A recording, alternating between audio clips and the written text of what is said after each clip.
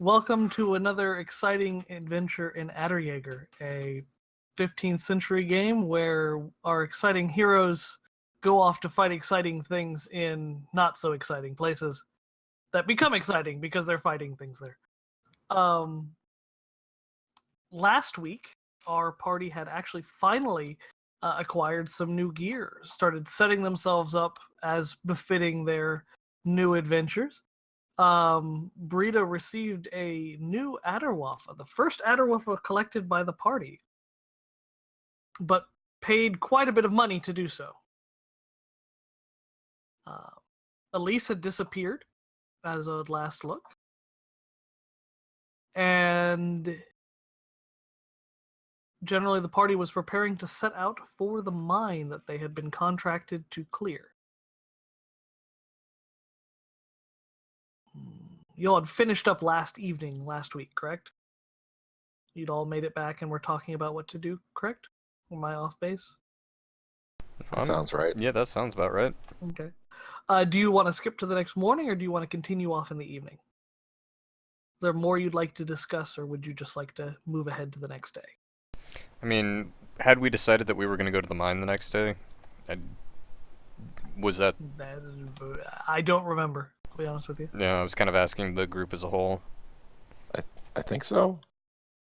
I don't remember. Well, you have 10 days to do it. Until such time as they assume you are dead or unwilling to complete the contract.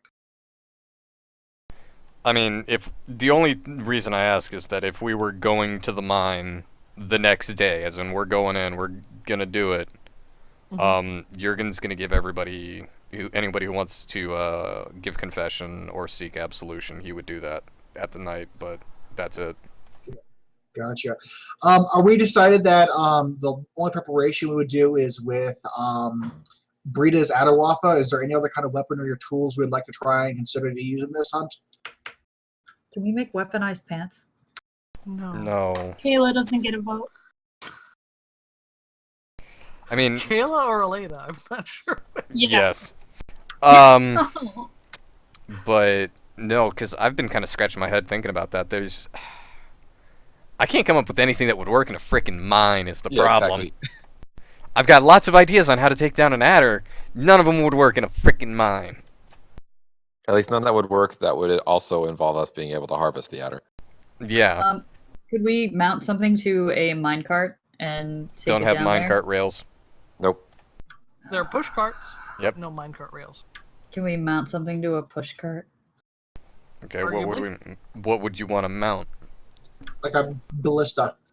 Yeah, I'm thinking like a big old freaking ballista. Okay, then we're gonna need to get a ballista. In 10 days. Well, in less than 10 doable. days. Yeah.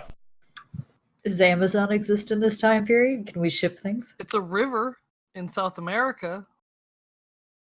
Come on. Has not been Jay. discovered in this timeline No, because it's a joke. the ocean went super hostile after 1320. Oh, that's scary. In fact, actually, I'd imagine Hispaniola is completely fucking cut off. Wow, I hadn't even considered that. Ooh. That'd be an interesting alternative campaign. Anyway, But would Stuttgart sell ballista? I mean, Yeah. it seems. certainly, it would not be cheap because you're effectively looking to buy ad hoc siege equipment. Which, wow, that is a term. Yeah. Can we rent it? No. Are there siege I- weapon rentals? I will tell you right now, if we try to get Oh a my siege God. weapon, what they're basically going to end up doing is building us something custom on this pushcart. And after this job is done, that thing is going to sit and rot because it has no other purpose. That was my concern. So yeah, that's Yeah. out then. The big problem with ballistas, by the way, is that it's a fairly in a mine. It's going to be a doorway effectively. This isn't a huge mine. This is a manually cut mine, so it's only really going to be as wide as necessary. Ballistas, to have their effect, have to have a certain width in order Yeah. to utilize spring tension so that they can actually have a full extension. So you either have to move them through fully tightened so it's very narrow. And then it would probably hit the sides of the mine when you do actually fire it, or you'd have to have one custom built that would be a vertically arranged ballista. Yeah, we don't got time for that. Oh well. Actually, I have an idea. Huh? What about a wooden cannon? Because it doesn't need to be able to be fired multiple times. If we load a wooden cannon, the old-fashioned, literally basically just a hollowed-out log filled with gunpowder and shot, fire it once, that shot will... I mean, this thing supposedly doesn't have plate. Supposedly. Even if it does, we could load a solid shot instead of grape shot. Load up a single-use cannon. Be cheap to make, easy to use, and after we fire it, it's basically going to be fucked, but we don't care. It's going to be effectively expendable. How long would it take to make that if they're not available, though? That seems like it'd be much easier to make than a ballista. It would be. It's literally just a hollowed out log. I'd say, in theory, couldn't we make that at the mining camp if there are trees around? Yeah, the problem is who in the party knows how to make a cannon. Well, shit. Yeah. I mean, I'm not against that idea, but we don't have anybody who has the knowledge base, because it... Forest. Yeah. While we don't care if it's destroyed, we also don't want it to explode. That's kind of the problem. And therein lies the trouble with a wooden cannon, in the sense that actual wooden cannons were actually reinforced. They were not just a hole in a log. They were truly actually reinforced, either with wet leather or iron banding. It is possible, yes, but be aware that it's not just drilling a hole in a log. Yeah. I think, I mean, we could probably get one made fairly cheaply. A lot cheaper than a ballista, guarantee you, and I guarantee you we could fit it on a push cart and wheel it into the mine, because literally all we'd have to do is point this thing in the right direction. Yeah, you could arguably do multiple barrels. Yep. Because depending on how big of a thing you're going to do, but you're going to be limited, because the charge size can only be so big without just making it explode. So you're going to be limited in the size of projectile you can fire anyway, probably to about 3 inches at most. I mean, if we're talking about bringing anything into this mine, my suggestion would be a cheap, effectively disposable cannon. Because, I mean, a wooden cannon, it's not going to cost us the way a steel cannon or a ballista is going to cost us. And it'd give us the punching power that would help. But we would want to... we'd want to take the time to go out and meet, because we are in Stuttgart. That is supposed to be, correct me if I'm wrong, Jay, but it's the gunsmith capital of Germany. Mm-hmm. So finding somebody who could do this, not going to be super hard. No. I mean, could we meet with Elena's friend? Oh wait, he's at the mine. Never mind. Yes. You certainly can meet him, but he is at the mine. Right. I mean, we could meet him and see if we can contract him for it. I'm sure he might. Well, does he know anything about cannon making? We know he knows stuff about just general sciencey stuff, but there's a difference between sciencey stuff and cannon making. Yeah. He's in the engineering guild. Much more than that, I can't tell you too much. The problem you'd run into, and this is just a logical issue, not a NPC issue, is would he have the tools or time to make something the like that? location is not the most ideal. No. So I say we, at the very least, we still have time to go talk to a contractor in the Stuttgart markets to look and see if we can do this. So I'm guessing we should probably head out real quick and do that, and then see if that's viable or not. Sounds like a good plan to me. And if all else fails, we'll just build a giant mouse trap. What? It's a I'll go back to pixie being frog. muted. It's just a giant pixie frog that eats Yeah. adders.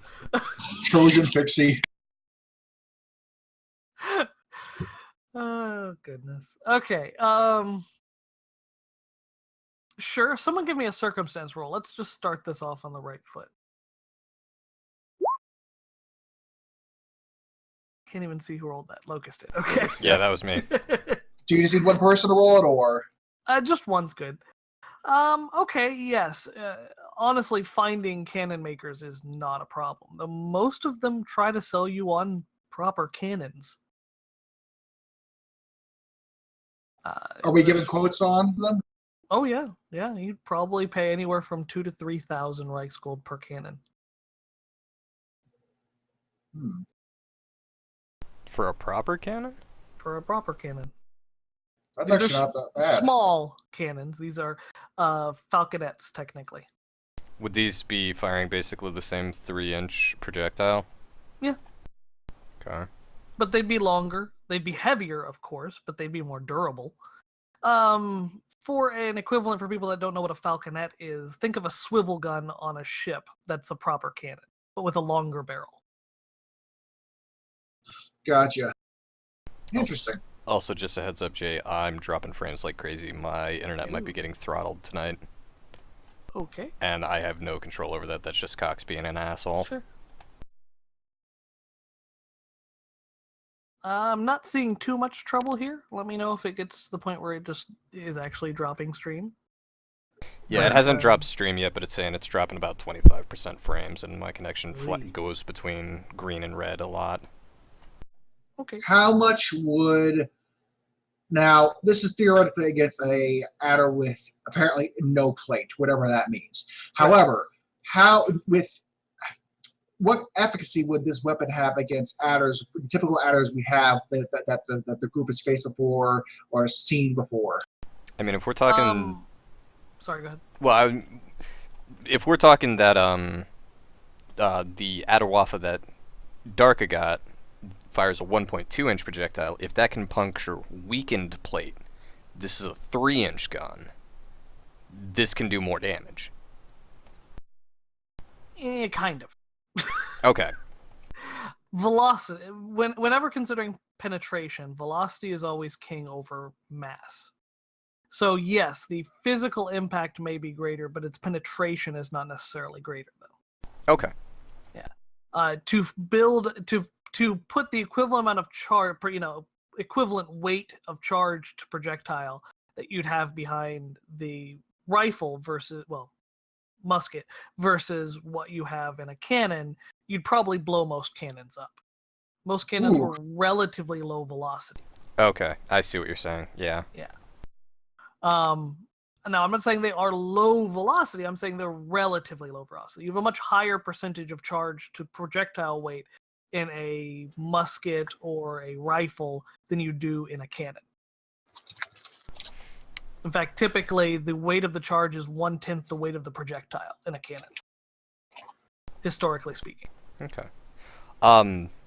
Well, then, as sort of the cannon maker, one of the whatever gunsmiths is going through his speech, Jurgen's gonna tug on Zygmunt's sleeve and just kind of pull him off to the side, out of earshot of the cannon guy.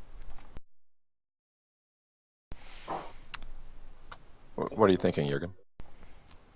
Well, a cannon would be useful both in this instance and potentially in the future. But more than that, if it doesn't prove to be useful, and we do have the room for it on that iron cart, for the moment, if it doesn't prove to be useful and we take it with us on our journeys, we could... Oh... What is the name of this gunsmith again? And Jurgen would crane back to look up at the sign of the gun shop that they're visiting. Merrill. We could tote the and oh god, I hate it when a word just completely vanishes from my brain. Virtues. Not sure which No, word. virtues. We can extort the virtues of the Merrill master manufacturer here in Stuttgart. I doubt they would get a cannon of such fine quality elsewhere. And we'd be able to get a hefty penny for traveling with it.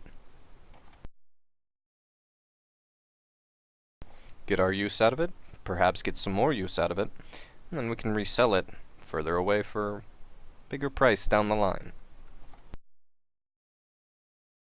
Zygmunt kind of looks at the gun and then back to Jurgen and just kind of gives it a really short nod of his head. Or at least might be able to recoup some of our losses if we can't get the entire sum back.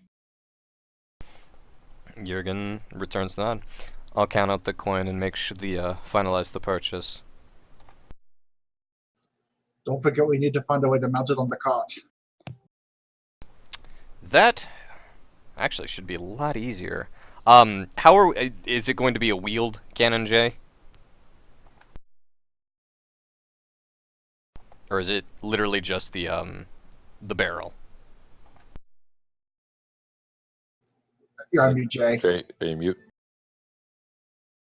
Jay is in fact muted. Jay and Darby are mute. I'm here. It is just the cannon.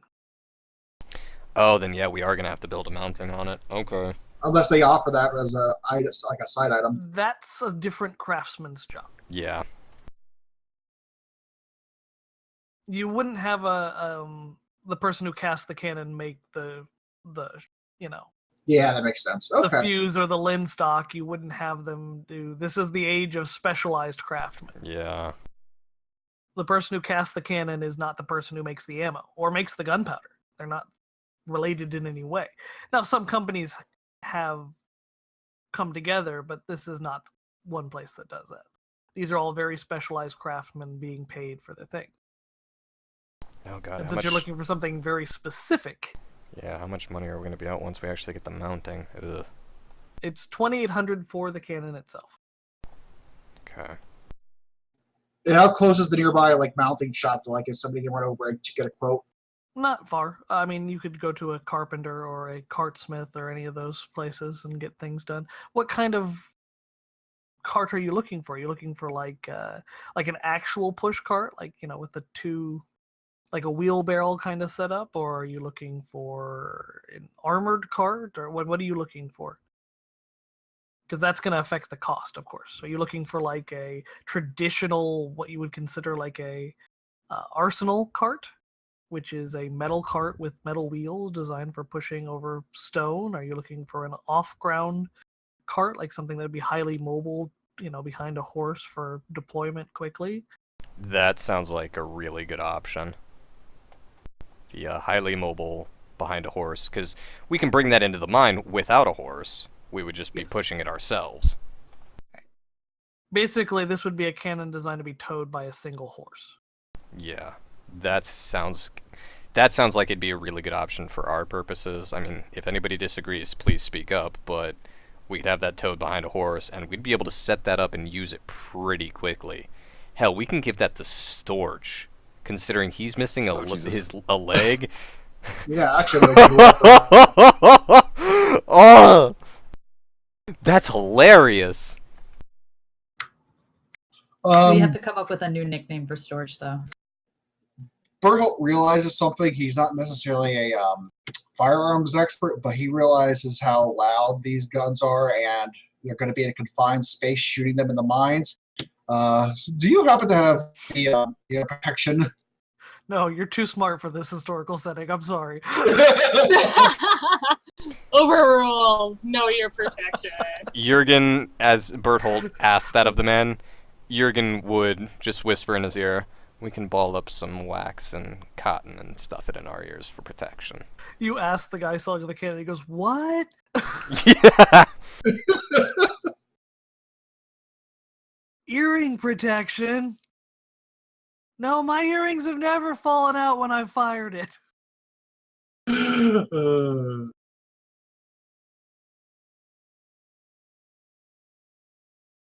In serious thing, if you want to try to do, wax or cotton, those kind of things, I wouldn't recommend regular wax, honestly. But cotton, any, flax, that kind of stuff you could probably I was use. just gonna Or, trip a burning just candle in use my your ear. fingers, like all the other gunners of the period did. Or Okay. lose your hearing. That was also what they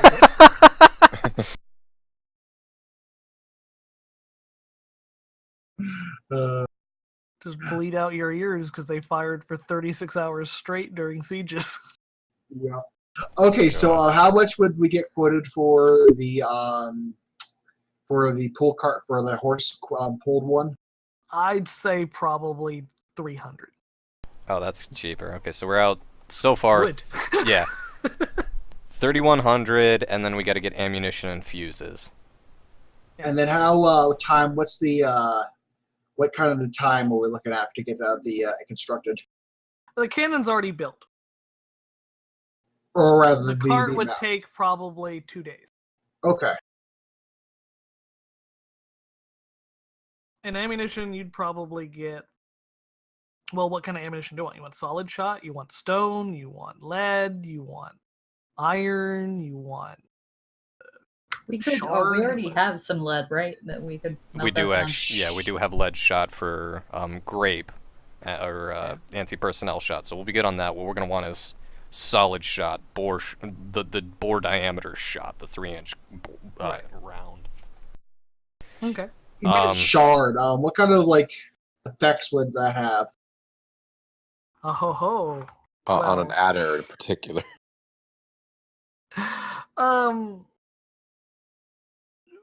As you know, shards, once they've broken to their basic side, effectively don't go smaller. At least as far as you know. Shards go to a smallest form possible, and retain that very sharp, pointed form, kind of like our icon. As you can see there, that's a shard. Because they don't shatter anymore, that's effectively their strongest structural shape. Shard rounds penetrate exceptionally well, but they weigh less. So you've got trade-offs. Effectively, because they have less mass, they do less damage, but are much better at penetration. They're also obviously much more expensive since they start out at about 1,000 Reichsgold in a shot, easily. Probably not something we need right now because I imagine that's best for actual armored adders. Plated adder. Yeah, it's like using AP. We'd want at least one though, because we're not actually sure if this thing is not plated or not.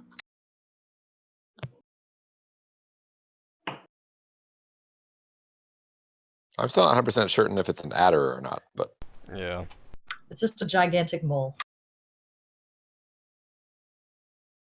There's nothing to say that you can't have a gigantic mole that is an adder. Doesn't matter. If it's a shard beast. You can kill it. It's a gigantic Gulon. I mean, really, I'm feeling like, knowing the time period, and correct me, Jay, stone shot's probably going to be the cheapest for... Stone shot's going to be definitely cheapest. And they wouldn't be in any way, shape, or form a bad choice of shot. They just simply would be not as effective as lead or iron shot. Yeah, I think that may be where we want to start, guys. Sounds good. Considering that we're probably dealing... Well, it's supposedly unarmored, in which case we're not... Well see. Said. Thank you, I'm known for my exactly. eloquence. Your elegance. Yes. Alright. Well, just so we can try to see if we can get to the actual competition itself. What else do we need to do to wrap up this purchasing arrangement? Well, we'd need... I think we just need the ammo and the fuses, and then we're good to go. Well, and the powder. Which you can buy all in one place. Yeah. And it only cost about 100 for about 10 shots and powder equivalents. Okay. Sounds like a good start to me. Who is firing this cannon? I guess we should probably figure that out. Not Elena. Maybe, Brita? No, I'm too small. Well, it's on a cart, so... it's not like you're gonna heft it yourself. That would be amazing. Yeah, but isn't the kickback something? You just put the brakes on it, you know. I will wield this machine. It's got chocks. You put them behind the wheels, and it rides up the chocks and then back down. Also, she's got a fancy new gun that we need to test out. It's true. Jurgen's gonna wield this thing. That's what I heard. I'll wield it.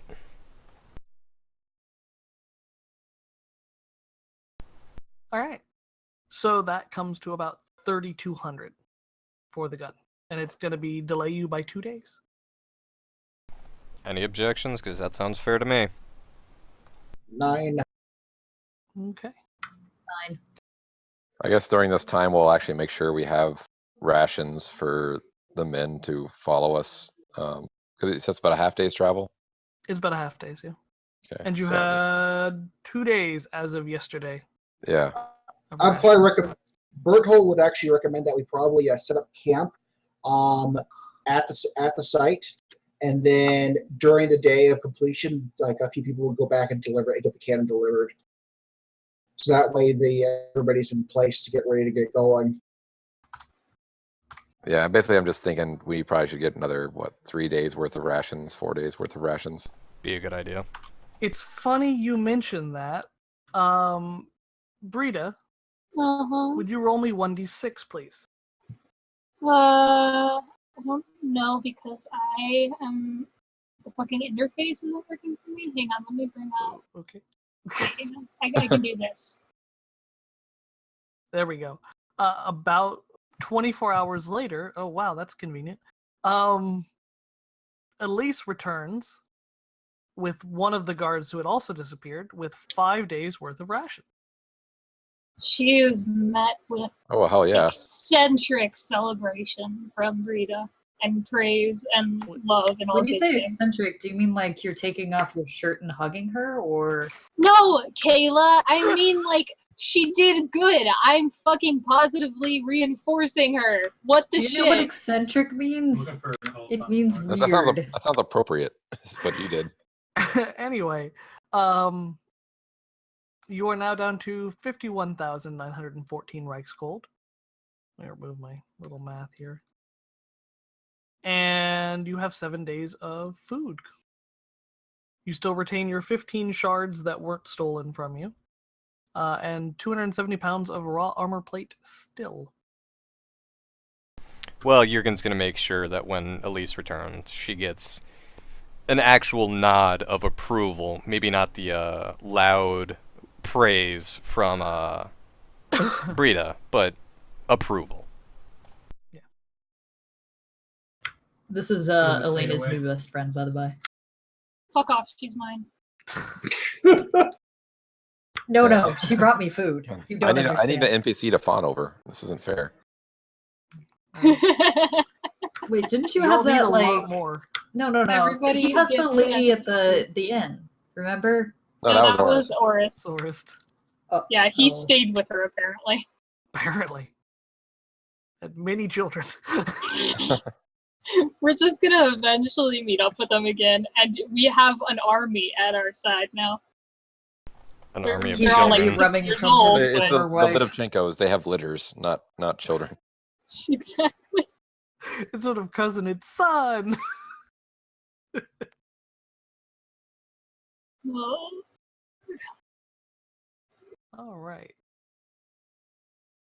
So you'll have an extra day if there's anything else you want to do. Otherwise, we could push forward. It's up to you all. I'm fine with moving forward, unless well, no, because I don't want to just dump off our plate at a random smith if we're like, I kind of want to get rid of this plate because it's a pain to carry around, but at the same time, I don't want to spend money we don't have. It's true. Although we are sitting on 51,000 right now.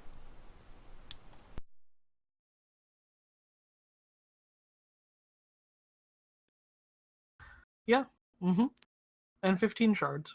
Because how Let's- much was a non-powered piece of Kletterpanzerung? 10,000. Yeah. Let's see where we're at when we, because they're, loot potential anyway. I think we should worry about, even regardless of whether what we find there or not. I think we should probably worry about if we're going to get rid of the plate, do it after the fact because Okay. Yep, we, that's fine. Because I mean, we won't have it for this hunt anyway, so. Yeah. Yeah, you won't be you most likely will not be gathering plate this trip. So, I take that means you all are good to go. Yeah. Jurgen's good to go. Alright. So, traveling north with your new gun and carriage, you travel directly north of Stuttgart to the hills north of town. To a location that Elena has been to, but you all are going to the first time. Come on, collect it. Don't click the name. God damn, the name is so long. Gotta move Stuttgart. Hold on. There we go. Next time I vote, we call ourselves like the Friends or something. I'm still a fan of the Goddamn Clan. It's too long though. But it's Goddamn wrong. Just Goddamn Clan. GOTDFAN. I don't think there are enough clans in this Sounds party like a group to of actually raving warrant that. juggalos. God. Well, I know what the next campaign's gonna be.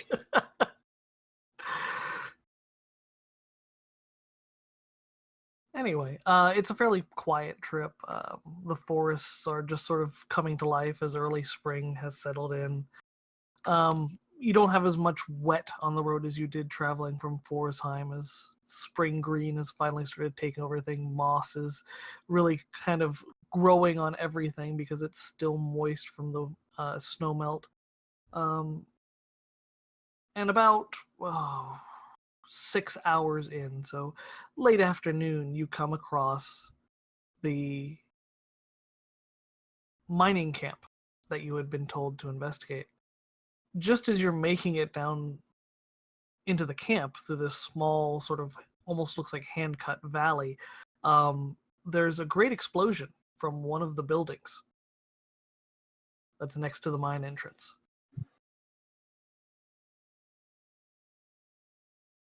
And a man wearing a leather coat is seen burning on fire running out of the building. Do I recognize Screaming for this help. man? He is a man on fire wearing a leather coat, but yeah, you probably recognize him. He has beautiful eyes. He has what isn't burning is long black hair tied in a ponytail that you talked to 48 hours ago. Elena would run towards this guy with like whatever blanket she could find, basically get him to tip over or like get him on the ground and then try to like smother out the fire with the blanket. Oh God, help! Oh no! Oh, it's so bad. And you You really selling it there, Jay. I'm sorry. That is the least convincing man on fire thing I've heard in a while. He sounds mildly inconvenienced. sorry, it's been a long day. It's okay. It's okay. It was just funny. Thank you, come again.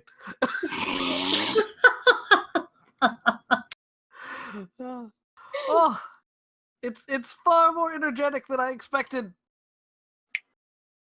As he kind of rolling on the ground, his jacket is still burning in places as you try to smother the fire out. Are you okay? It just exploded. What just exploded? Well, when you came, it made me start thinking. You talked about the Aderjaegers, and so I took some of the adder blood from the core and I mixed it with the crystal, and as soon as I put it towards the flame, the whole thing just went up. And you can actually look up, and the office itself is now actually actively burning at this point. Oh, good. Wait, what? What's Oh, going the on? engineering guild is not going to like this. So yeah, by this time, Zygmunt will have rode up because hey, a house just exploded and a man came flying out of it. What happened in there? Well, I was doing an experiment with the adder blood and the calclinite that they have here at this mine, and it boom. Zygmunt kind of looks at the mine and then at the smoldering remains of his workshop, and then back at the mine. So we have an adder in there that, if we wound, will explode the mine.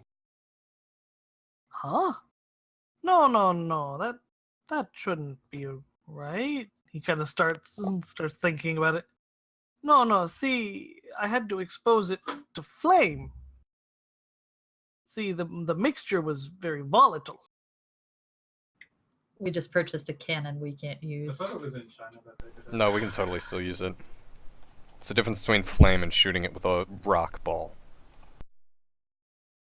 With sparks. Well, the Choctonite's fine. Like, from wherever we launch it, will be fine as long as we don't Yeah. hit any of the mixture. As long as we don't mix adder blood and the Choctonite and then stick it in down the barrel of the cannon where the gunpowder is burning, I think we'll be fine. Jay's gonna make me regret fucking saying this. No, I didn't say anything. Very volatile. It's a correct statement you made. That's all I can say. That will not happen. I'll tell you that much. Oh god.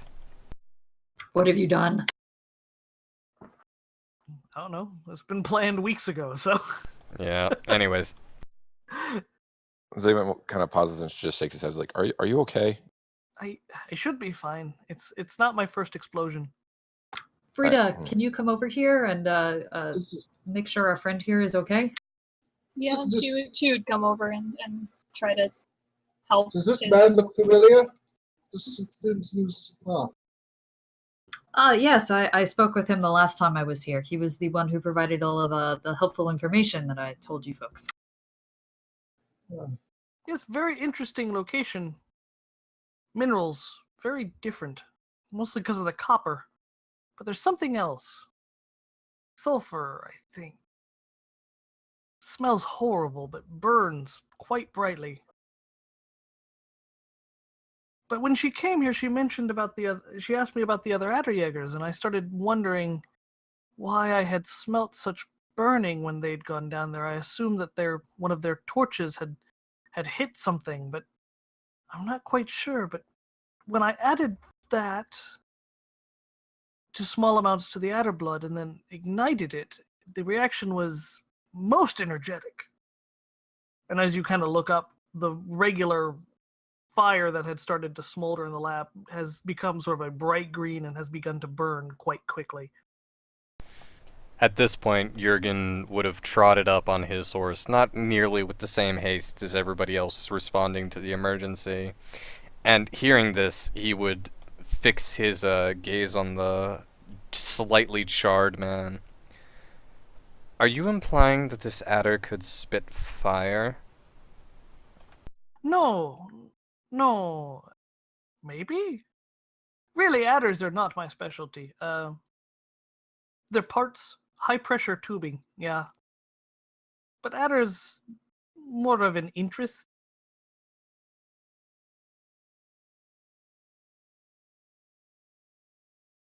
I mean, they can't spit fire, right? That's not possible, right?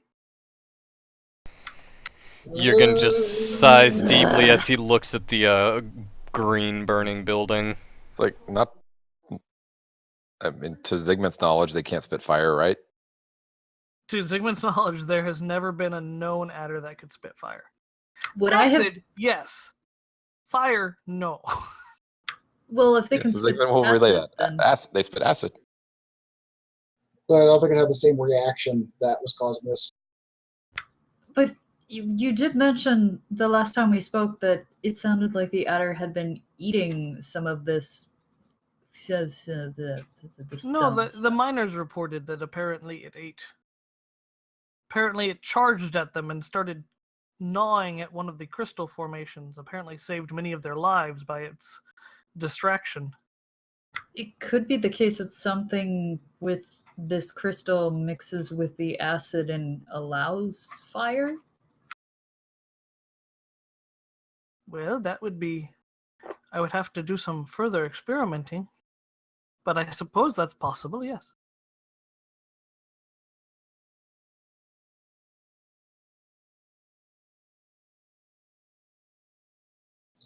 we should probably take a peek down there finally, see what's going on. But I do that at some point. We're going to have to deal with this creature one way or another. Yes, I will wait here. You are not expected to follow us, my friend. Good. I'm not much for the combat.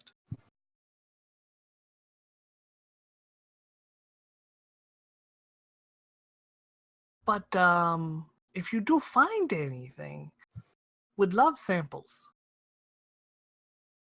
Do you have any containers that we might collect samples in?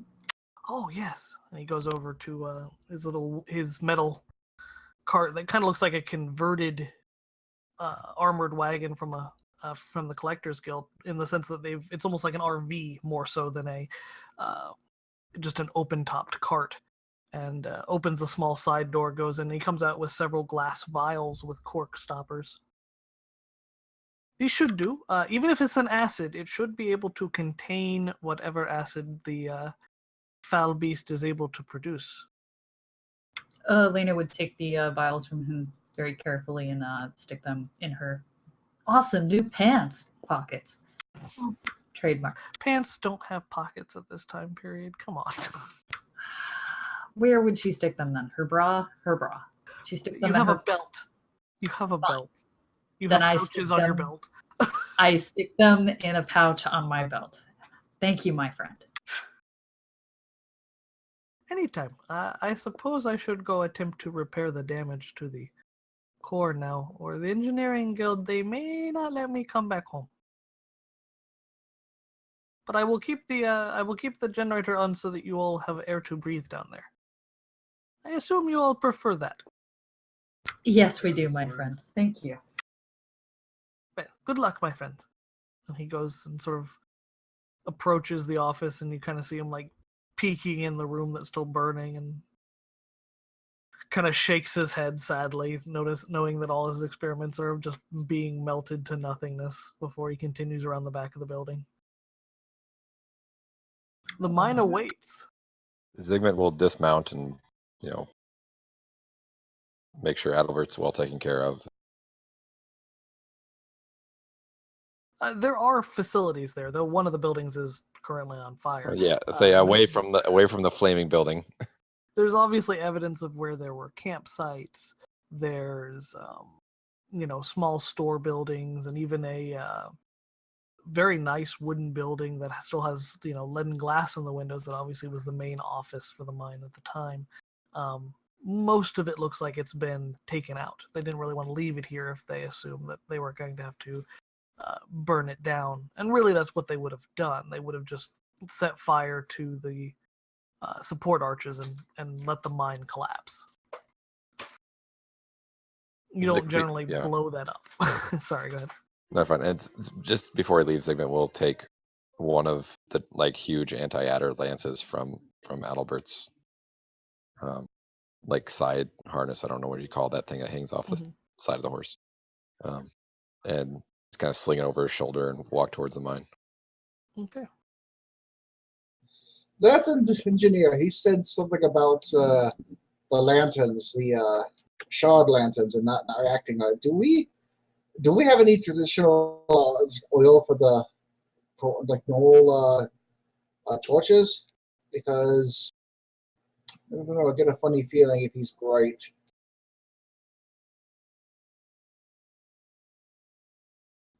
I don't think I purchased any before we left. Yeah, wait, no, didn't you go out and didn't we get shard lamps for everyone?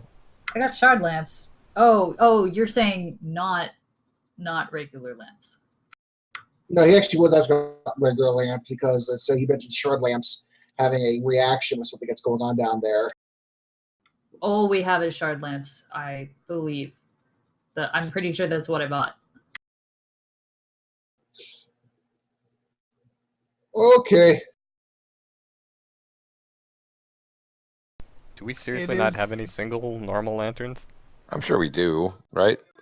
Roll a circumstance check. Oh no. That's what those are for. Who wants I to take got this? Christ.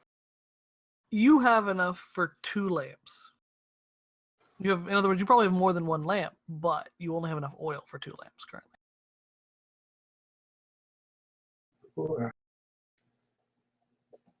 I say whoever goes first would probably have these, just to be sure. I don't mind being one of the vanguards. I'd accompany you, but I need to stay with the cot. Well, it's Berthold, you and I will take the lead. Everyone else follow behind. Berthold would sling his poleaxe over one shoulder and then have the lantern ahead of him, and then they would head into the mine.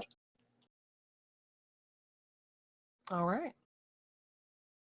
Down into the mine you descend. Ta-da.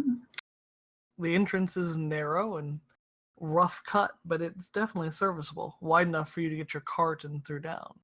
Though it's not a smooth ramp. By the way, you all can control this. Nice. There you go. And you're free to This continue reminds me of moving. Call of Cthulhu all over again. Yeah, I'm nervous. Oh, This and time we can fight we have back. a visibility thing. There is a visibility thing Yep. on it. That's awesome. Lighting effects. So pretty. As you descend, you notice there's, the standard miner's tools strewn about, materials stored away for later use. You see ones that are marked, for rubble and stones. You can see where it widens and narrows depending on where they found larger pockets of ore. Copper being this particular mine's primary export and material. And after a few sort of small half steps down, you reach a sort of larger, almost semi-office area. There we go. It's full of chart tables and supplies and a large oil lamp that's still burning in the center. Barrels of wine and foods are still stored, sort of as lunchtime snacks for the miners. And over in the corner, dug out but not removed intentionally, is a beautiful dark blue, and I do mean dark blue, almost navy blue, an opaque crystal formation in the corner, overseeing sort of a half circular step down. It's beautiful. It's actually not too dissimilar from what you've seen as cores, but it's very dark. And from what Victor had mentioned, a naturally occurring chemical. Is it possible to take a sample of this? Mhm. Elena, Cracks just like quartz. So Zygmunt will kind of look at it and be like, is this what your engineer friend was talking about? The thing that the adder seemed to be interested in? I'm not quite sure. Possibly? I don't know, Jay, was it? Yes. He actually showed you samples of this crystal. Okay, then she would recall after a couple of, seconds of staring at it. This is a copper sulfite crystal that has a very strong connection with copper ore in this type of rock. Elena would relay that, but in a garbled sense, more like an elementary school child trying to Explain like you're 5. Yes. While they're doing that, Berthold's going to go over to the charts and take a look at it, see if there's anything relevant to what they're doing. It generally talks about where they've found larger, samples of copper. There's a big entry listed that is circled, and it says has broken through into a natural cave. Large crystal formations, a very good sign. And it's just sort of signed off. Is that the last entry, or? No, it's written in larger letters than most of the other ones. There's another one, have completed cave, moving on to next section of tunnel. And there's several days of just smaller entries, made it 3 meters, made it 9 meters, made it 8 meters. there's one note specifically mentioning how you need that needs to be reinforced near the natural natural cave entrance. So and so is out of oil at this location. We need to start installing lamps in the new section of tunnels. Mostly procedural information. Then there's one that says large copper deposit, but connected with sort of a older stone foundation seems unstable, and that's the last entry that's actually listed. Interesting. You can continue moving your little thing through when you're ready. So Zigma's just going to make a note, we may be able to fall back here if we need to and buy ourselves some time. Okay, well, let's keep progressing then.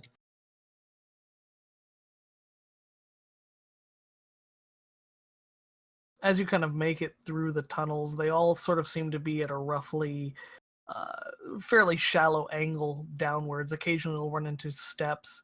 You come into larger rooms where it looks like they may have found a grouping of ore or something and tried to dig it out, but then didn't find any evidence that it continued. So the path sort of continues to follow the ore through the mountain. Do we, Wait a minute. Yeah. Sorry, go ahead. I guess smell or hear or hear anything odd before coming across this. I guess minus the where the icon did. Right now, you don't hear anything odd. There's a lot of echoes, sound of bats, movement of air from the pump system that's forcing air down into the mine. You smell burning sulfur, though. It's plainly obvious. It smells like a natural, like a geyser. It's very strong, but it's not noticeable. There's nothing locally that you could probably point to and say, oh, well, that's causing that. Gotcha. As you sort of come into a split section of tunnels, you notice that there are some destroyed barrels and mining equipment, stuff that seems to have been trampled. Yeah, no, don't worry. They're not enemies. Those are destroyed barrels. They look like bones. No, they're actually barrels if you zoom in. What about to the north? Nothing. Whole It's lot of another nothing. large crystal So yeah, jutting straight out of the ground. This one looks different, correct, than the other one that was out there? No, it's similar. Just this one's maybe a little lighter in color. It's a single large crystal instead of a grouping of crystals. Elena would try to take a piece of this off as a sample. You're able to get a small sliver, but it's a relatively small sample without compromising the structure of it. That's about the most you could get. All right. We have options. Which way? I mean, do these side tunnels have much depth to them?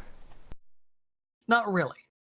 The GM tells you, so you There's don't. another crystal and more crystals, Yeah, that's kind of what I figured. more crystal. Yeah, then You do notice as you get a little closer to the support, you notice that there seems to be more, almost like a dirt, and you're starting to notice footprints in the sort of dusty rock rubble that's built up there. And eventually you break into a natural mine, a natural cave area.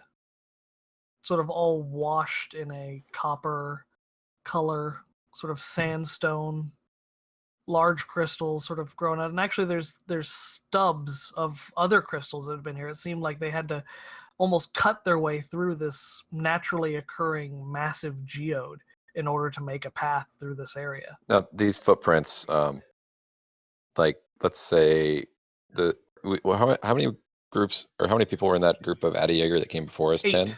8. Does it look like 8 sets of footprints? Yeah, Like there's a heavily lot of armored. footprints, but there's actually more footprints leading out. Right.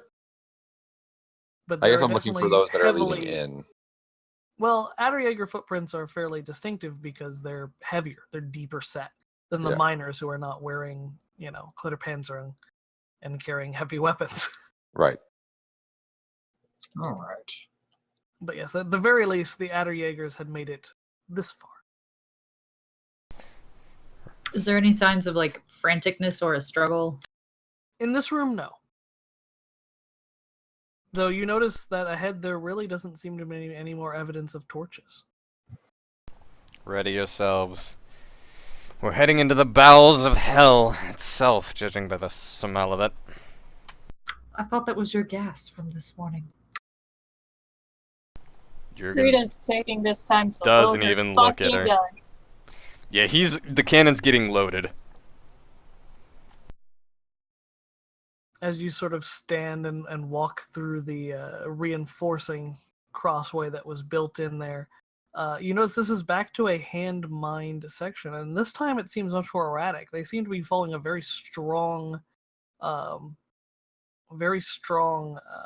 vein of copper into the rock. But it is seemingly without plan or path. In fact, it almost looks a lot like the bowels of some creature, with its sort of organic flowing forms. Hmm. Oh, Are we inside an adder? Let's see if we get over here. what was that? More crystal. Yeah, more crystal. Okay.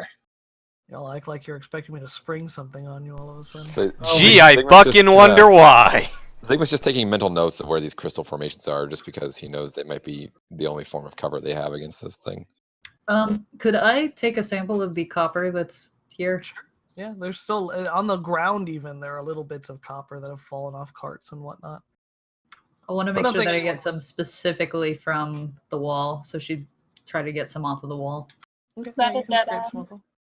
And no signs of the Aderjaeger that came before us stopping No. anytime soon. They're still. No. Occasionally I- you'll see footprints, but they're still heading this direction. Is there like a listen check I can do or something? Sure. That would be methodical, I believe. So melancholic. Actually, I believe that's a +1 because it has something to do with Well, tracking. Brita hears everything. Yeah.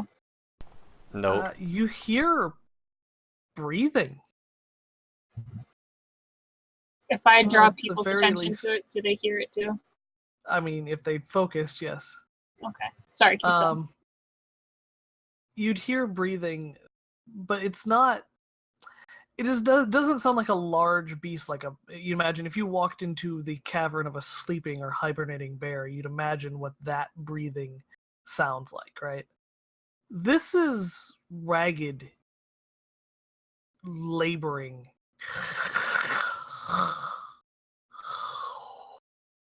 So Darth Vader? A little. But more phlegmy. More phlegmy. Yeah, I think phlegmy would be a good way. Not Just- Sorry. maybe not mechanical is the way to describe it. More Labored? inorganic. So in other words, you hear it sounds like stone clacking. Is this the air thing that we're hearing? That would be a check related to a knowledge about engineering. Does a knowledge about processing count? Probably not. No. Okay. Oh wait, I have Tinker too. Does that count? Tinker would count, yeah. Okay, I just remembered that I added that. What role is that though? Melancholic That, again? most likely. There you go. No, this is definitely not the sound of a pump, or if it is, it's a badly damaged pump. Okay. Oh, well, good. She would draw people's attention to it and do that whole like wait, stop, listen thing, and share the knowledge. Okay. Do we have a parakeet or something with us? Can we go back out and get one? I don't know if that You certainly could. technique was that technique even developed back then? A canary? Yeah, that was like Yeah. the first thing Yeah. ever. They First used thing various ever. things. small animals of some sort. Or Adam and Eve, there were the yellow canaries. Is that what you're saying? Yes. So, yeah. Moving on, you certainly could leave now if you like. Can Elena jog back and try to find a bird outside? I'm assuming they would have left something. How is she Maybe. gonna catch a fucking bird like with her bare No, hands? they're in cages usually. There's nothing at the camp. They took everything from the camp. No circumstance roll. No, they took everything from the camp. It's Oh, bring your music pet shop. to It is work currently day. burnt. It's Well, no, bring your pet to work day, and they have fucking finches in cages. The miners went elsewhere. They don't just leave animals to die on a site when people aren't there. I mean, they leave them to die on the site when they're there. Okay, but they they're don't not just- there. They still are a resource. The company is going to keep track of them and use them elsewhere. Okay. Let's proceed. We have monsters to slay. There's a thing breathing. Yeah. Wait, was this a dead end up here? There was a dead end. Oh, well, right, but that was over here. I said, like, when it branches off in that direction. That was a dead end, yeah. Is Oh. anybody keeping track of where we came from? Yeah. I mean, it's literally a one-way street, pretty much. We have some options now. Brita, do you hear where the noise is coming from? Does that roll carry over, Jay? Or not carry over, but It wouldn't I tell don't you know. direction, no. okay. So You just know it's coming from where you were. It told you where you were coming, where it was coming from, and it was coming from deeper into the mine. Now you're at a place where harmonics are just playing all sorts of strange games with you. Do we go ahead or do we head to our left? Going ahead for now. I see. So get loose around. It does, yeah. that's not a dead end.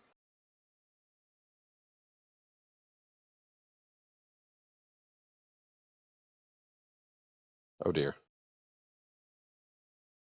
Ooh. The dirt's changing colors again. And as you How continue to does find the that- second breach? How does that terrain there affect the cannon? It's a drop, but it's not like a 20-foot drop. It's just like probably 2 or 3 feet. You'd all have to lug it over it. Be careful. Jurgen is transporting the cannon with utmost carefulosity. Which is a word. Can I Wait, take there's a an sample of the walls exclamation here? point in this case. Yeah.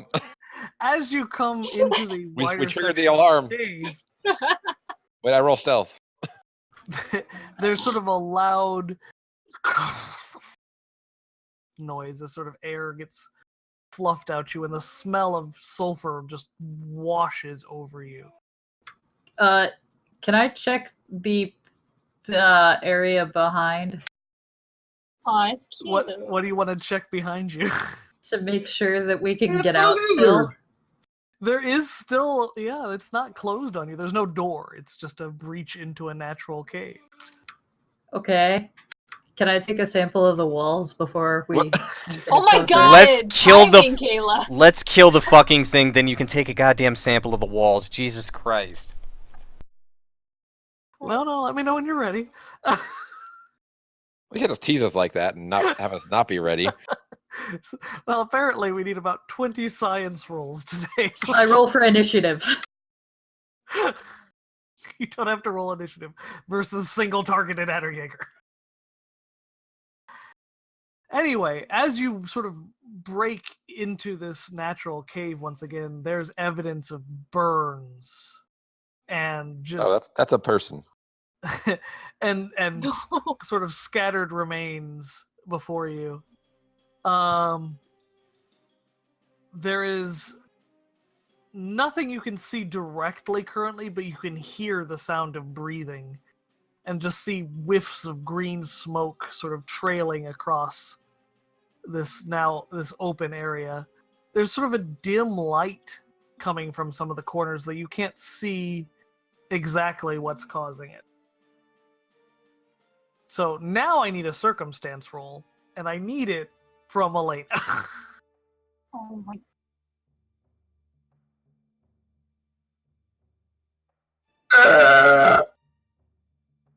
As you sort of reach in and get a sample from the wall, the scraping sound echoes like nails on a chalkboard. Oh my. And there's For this, science. Zigmund slaps her this- hand away upon hearing that. there's this sound of sort of heavy stone-like claws scraping across a sort of primordial ooze. Prepare the as cannon! as this creature crawls out of its hole and turns towards you. Yeah, Jurgen's gonna go ahead and light the cannon, because he did load it. Well, wait, before you do that, the braces. He did The load it. brace. There's sort of a gibbering noise as this sort of vestigial mouth with broken teeth opens. A bright green flame within it shows as flaps where eyes should be open. The sort of rising flame from its face as it sort of goes to roar, a sort of guttural, almost like burping, gaseous noise as flame fires out of its mouth. You could have just said locust burping. So I'm going this way. I'm going to dive out of the way because I've got a thing shooting that shit at me, and also I've got Jurgen trying to fire a cannon in the back of my head. So Yeah, Rita's gonna hang out in this little corner where she's actually covered but still can peek her head out, and she's taking this time to aim. The The gun is already loaded. the beast fires off a burst of flame and waves its head from side to side, reigniting the line of skeletons on the ground, a glowing line of burning green flame filling between you and it. Elena was already near the wall since she was scraping shit, so she just, offhandedly sees this bright shot of fire come around the corner and is like, oh, okay, that's happening. our loot. Is that even an Ada? What is that? It doesn't matter. We're here to kill it. Brace the cannon. And Jurgen's gonna start throwing down the chalks to get behind the wheels. I thought you already lit it. I lit the fuse. I didn't Yeah? light. Okay. Yeah, it's not. It's not. You like the match. Okay, Yeah, I not lit the the- match. I haven't. Yeah. I haven't more or less. Because I haven't touched the match to the powder yet. Yes. Okay. Oh, well, I guess okay. Clarify. Yeah, no, I lit the Good. match. Zigmund's good at bracing. And you aim it. Yeah, brace and aim. Considering there's a wall of fire going up, Jurgen's gonna take his time to make sure he can get his aim through the wall of fire. Okay. You are going to have to roll the ranged one, whose name Phlegmatic. There we go. I know this Hey. system. I made it. The beast, after throwing the flame, charges forward, but there's a great cacophony of fire and noise from the cannon itself, sort of returning fury to fury as it strikes the beast directly in the face. The beast's head turns wrapped to the side. It's only, you can see now in the light of the fire itself it put down, it's only about 20 feet long. It's smaller than even the last adder you'd fought, but it is completely devoid of plate. Its skin is sort of a sickly whitish purple, and it seems stretched across its sort of canvas skin. And as the grape shot penetrates the face, you see multiple holes of green amid, almost as if the core of the beast itself was fire alone. And fire burns up through these small penetrations as the beast turns and sort of doesn't so much run as sort of changes direction and curls around back behind its protection. Out of the line of the fight of the great thunder gun as you all prepared. And just a few moments after it had gone down, the fire on the ground burns itself out, not having enough fuel to maintain it for very long. Bertold's going to take a peek around and look at the damage. Is there anything actually in that area that looks like it's like what is there? What is where? Right there. Yeah. Those are bodies. Those are Aderjaeger bodies, still wearing their damaged Kletterpanzerung and clutching their weapons. It seems that when they had come in here, they had not expected this beast to have any sort of ranged response. What And kind took of the weapons brunt are of the there? fire and stuff. Well, I'm glad you asked. And what condition are they in? There's a rocket lance. That's convenient. There are some excellent, well-made pole arms. There's a burnt bow, but most of the wooden parts, the haft, the parts that connect it, have been burned badly. It wouldn't be appropriate to use immediately, but with a new haft, perhaps, they would make fine improvements on what standard weapons you currently carry. Noted. Rita's gonna kind of very cautiously inch her way in this direction to try and get a line of sight on that thing. Wait, Okay. Brita, That's Okay, your turn. she's not going very far. let me load the cannon in case this beast rounds the corner again. Okay, it will take 2 rounds to load a cannon. Oh, I'm sure. I was just, Okay. more than anything, since I'm not sure whose turn it is, Jurgen was just Yeah, I'm about to- cautioning Brita from I would wandering too recommend far. the single shot this time. Jurgen nods. If that spread shot can pierce its skin, then the single shot should go right through it. Okay. Jurgen, you go first. And then really I don't care which of you goes next as long as you all go, so. Okay, Jurgen's gonna load the powder in the wad. That'll be his turn. Okay. Zygmunt, what do we do? Zygmunt will kind of stand up from bracing the cannon the first time and fully fasten his helmet this time around and grab his lance and look towards Jurgen's. I'll draw it back this way and he'll start heading towards the wall here. Okay. Brita.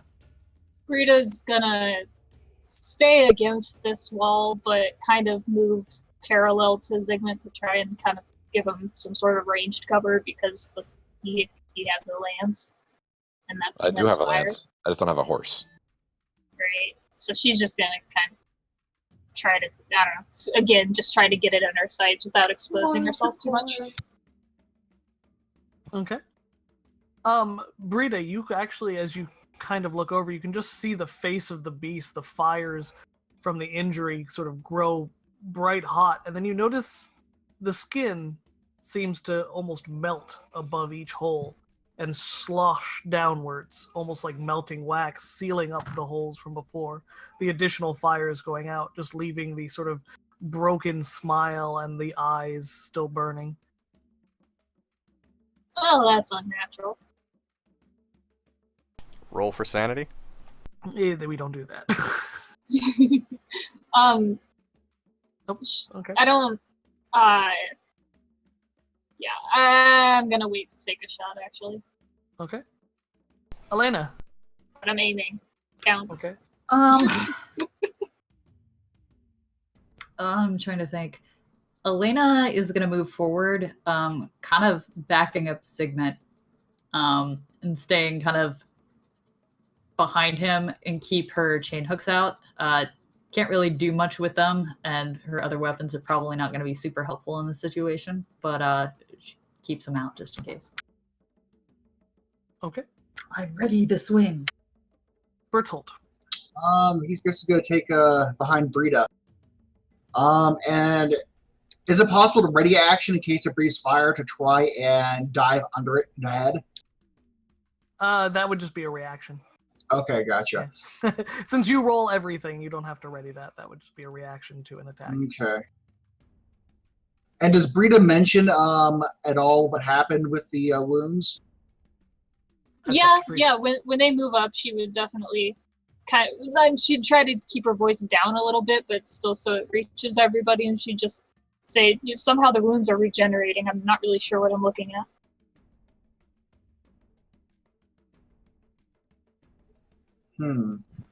Okay. I think I know something, but Berthold's not smart enough to realize it. Then roll what's it called? Roll a melancholic to determine whether or not you're smart enough to realize it. Just a sudden epiphany. And then a voice spoke unto me. Yeah, sure, you might be smart enough to do it. Well, I don't know if this is actually right or not, but if all weapons can't hurt it, like if it's able to bleed over its wound, but it seems like, isn't it supposed to react badly with those crystals? Like, what happens if we manage to get a crystal inside of it? Well, no, correct me if I'm wrong, Jay. Didn't the thing like go to chomp on a crystal Yes. in place of the Okay. miners? I mean, I think you're not wrong. I mean, I think the adder blood is reacting with its steady diet of crystal. Maybe that's what's healing it. Could we potentially give it too much of a good thing? Actually, can I ask Jay what these little geyser things are? They're geysers. Like Right, but what are water. they spewing? Gas currently, sulfuric gas. Nasty, smelly stuff. Hot air, mostly. Is it fair to assume that these like pieces of terrain that they're on are liable to being busted open and spilling more? I mean, I'm not going to say it's not possible, but it would require an explosion of some sort. Do you have a cannon? But that's True. tabled. Alright, I'm out of ideas. Move on. Okay. The beast from its position scurries up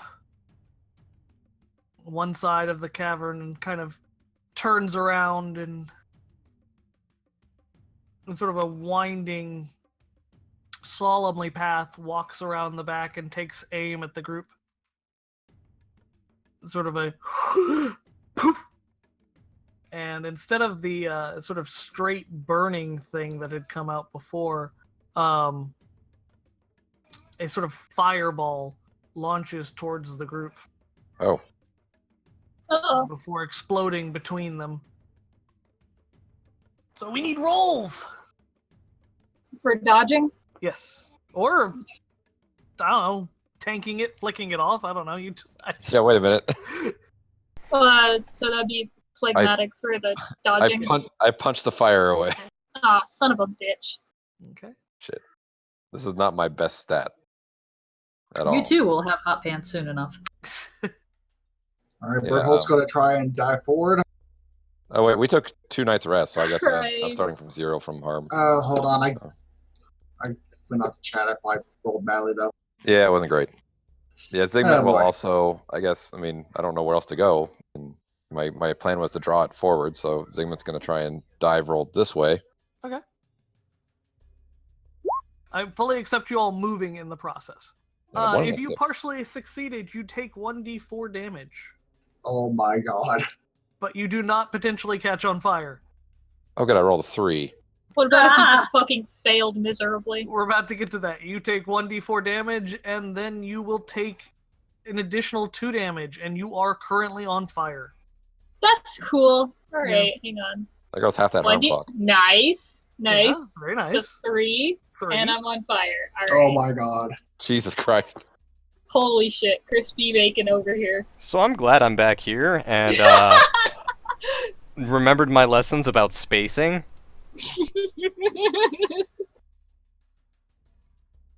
I'm glad everyone was fully healed up when we started. Yeah. Everyone dead immediately. By the way, I would like to state it is entirely okay to retreat from battle, guys. If you feel you've taken too much damage, you can pull out. It's okay. Alright? Man mode. Just saying. There's no shame in that. Dead Aderjaegers are always dead. Right. You know? Alright, well, Berthold is basically half dead at this point.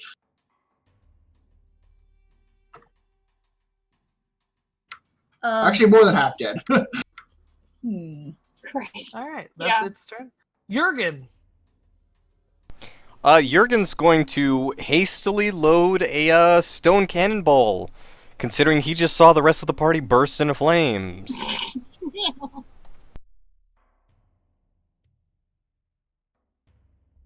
Okay. That would be your turn. He's also going to say a prayer. Okay. Don't need You that. can do that at the same time. That's a free action. Right. Does it add something to his roll? No. God, why have you forsaken us? He's not a fucking cleric. Zygmunt.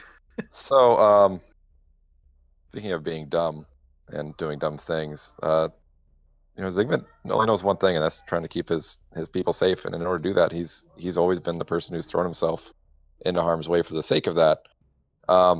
How far could I move from here? Like, say it towards the adder at some point. I'm not trying to do that. Hold on. Sorry. Right, I was like, wait a minute. You can walk right up to this Okay. burning fireball. Because I mean, my about 30 feet. about 30 feet. Okay, About there. I want to get my ruler out. Shit, that's a little too far. Okay. I mean, my goal is to get it to bleed onto this thing, and maybe have this explode underneath him. Well, Zygmunt has a hook spear. Also, I seem to... Oh, my ruler. That's why. Okay. So Zygmunt's going to do kind of a running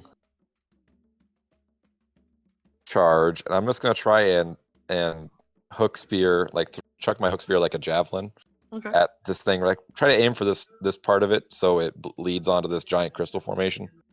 Okay, that is definitely phlegmatic. Yeah. 'Cause that's a ranged. I'm going to go a little bit forward, like not too far. Okay. And then yeah, phlegmatic.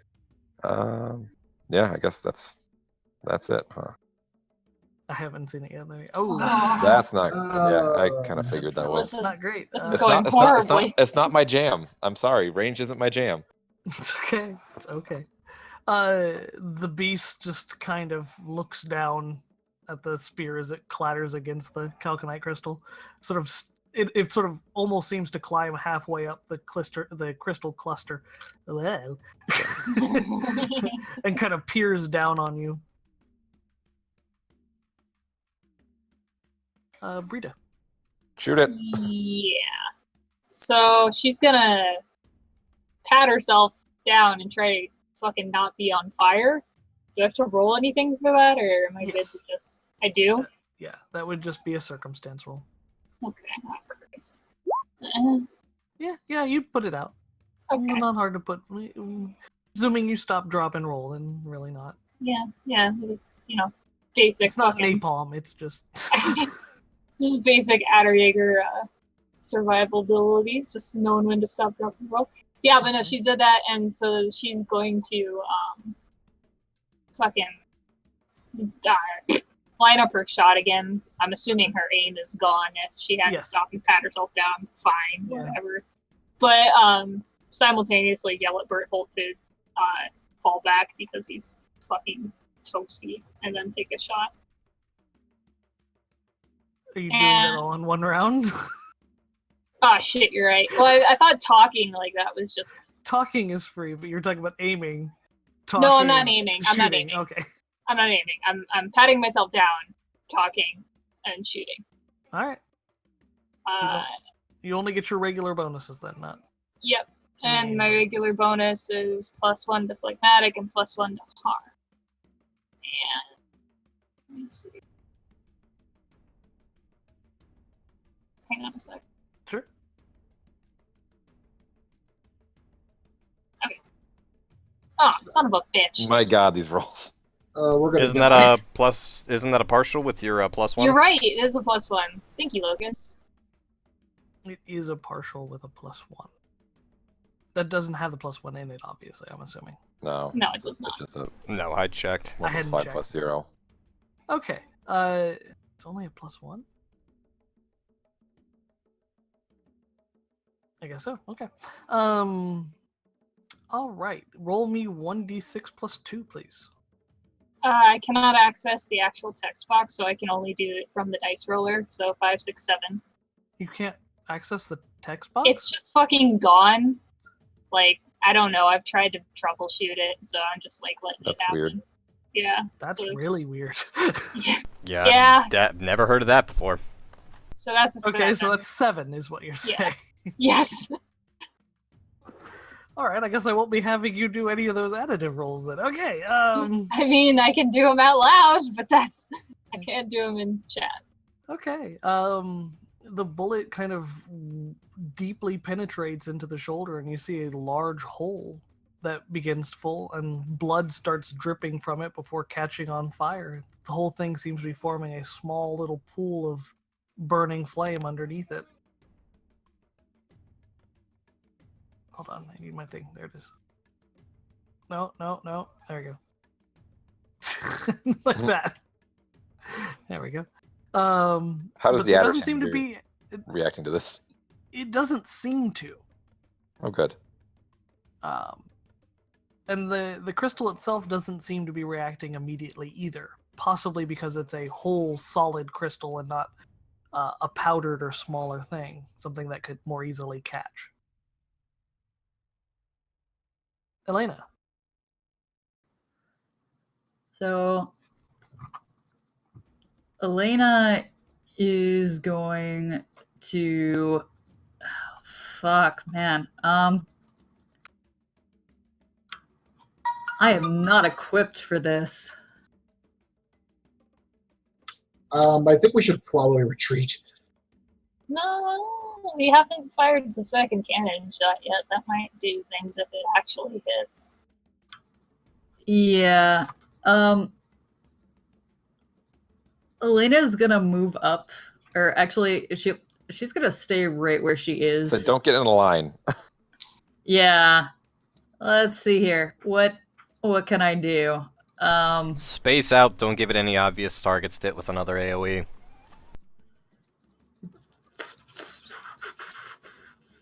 Why the hell I'm is gonna your move- icon upside down? I don't know. Elena's gonna move to right here. Okay. She's gonna stand on her head. No, she's not actually gonna stand That'll on her head. But confuse she it. is. Bertolt. He's going to be belling at the top of his lungs because he is on fire and in a lot of pain. Yep. He's going to have you do a circumstance roll to try and put himself out. Okay. One moment.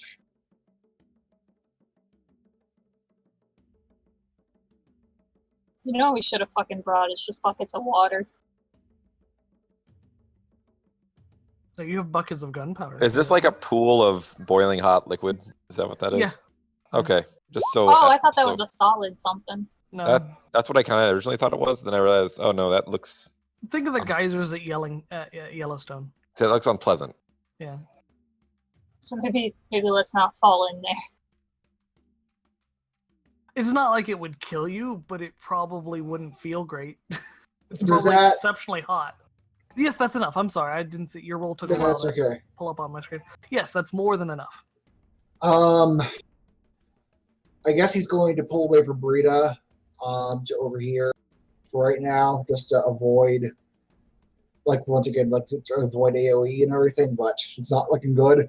He's in a lot of pain, probably third-degree burns at this point. It is past beyond just ow.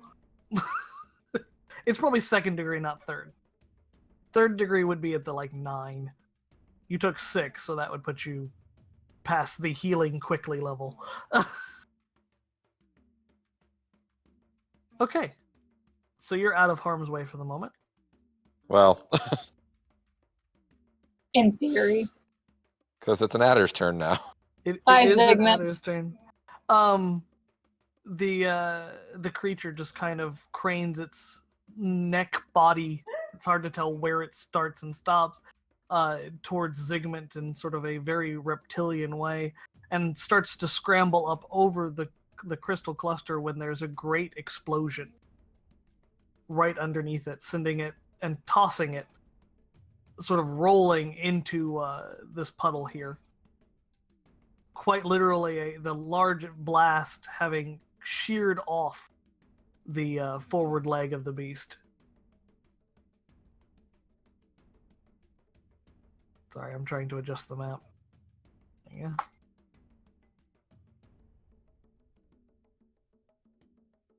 Where can I put that? There we go.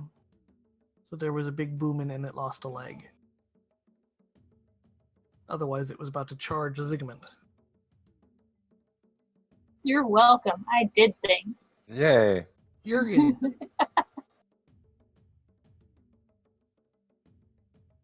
Well, Elena's gonna go a bit deaf. I keep forgetting I'm push to talk. I was sitting there asking, is it fair to say I can shoot it in the face? Yes, you can shoot in the face, assuming you hit it, yeah. Yeah, assuming I hit it. Jurgen's gonna fire the cannon. It's a partial success. Yeah. There is, for both Elena and Zygmunt, a great rush of wind as a high-velocity projectile passes relatively close to you. The resulting following noise is almost deafening, and the flash and the dim light of the cavern is just absolutely without description and words. The beast, sort of rolled halfway on its side, takes a glancing shot along its entire side of its body. Roll 1d8 plus 2, Jurgen. But it won't take all of that damage. Okay. Alright then. Zygmunt. You said Belly's it's 20, on its, it's on its 22 side. feet. It's 22 feet long. How tall is this thing? Only about 10. It's relatively squat. Yeah. I mean, it's taller than you, but... Right. And right now, this thing is nothing like any adder we've ever seen before. Like everything about it just defies logic. Yeah. So like trying to apply my adder anatomy to it is No, you could definitely Okay. try to apply it. As So, I far as mean, you like as this far as is- I would know, like the core would be somewhere in this thing's head. Maybe. You also know that that's not necessarily true either. Right. Yeah.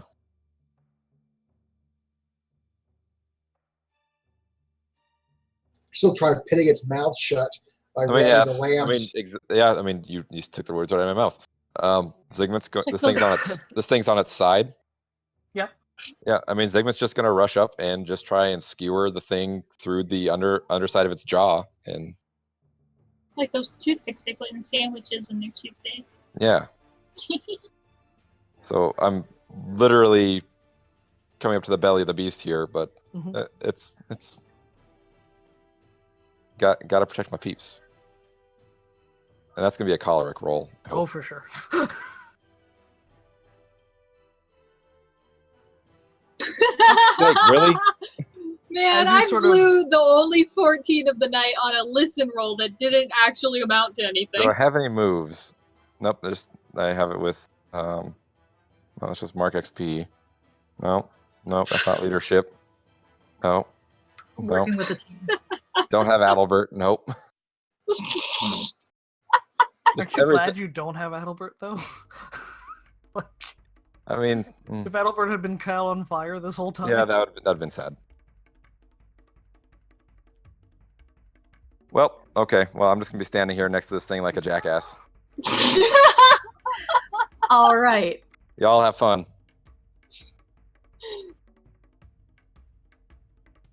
Oh, we lost our GM. Oh no. Uh-oh. He said BRP. Oh, okay. He's like, how do I kill Zygmunt? I need to figure out a way to do this. Don't Sorry. worry. Bert will be joining him in just a moment.